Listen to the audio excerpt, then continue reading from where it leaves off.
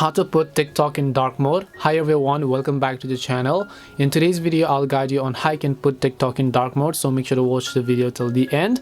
In order to put TikTok in dark mode, all you have to do is just go ahead and launch the TikTok app, then log into your account, then just tap the profile icon from the bottom right. Tap the three lines icon from the top right, go to settings and privacy. Now if you're on iPhone, you will most likely find the option called display and appearance over here. When you tap on it, you should be able to go ahead and find the option to switch to dark mode. But unfortunately on Android, TikTok has not made it officially available to switch over dark mode. Now there is also a way to do it from the developer settings, but most of the times that is also not going to work. So if you're on Android, this process is simply not possible. But if you're on iPhone, then you'll most likely find the option called display and appearance, and then you should be able to go ahead and then switch to dark mode. That is it on how you can put TikTok in dark mode. Hope this video was helpful. If it did help you, make sure to leave a like and subscribe to our channel. If you have any questions, feel free to leave them down.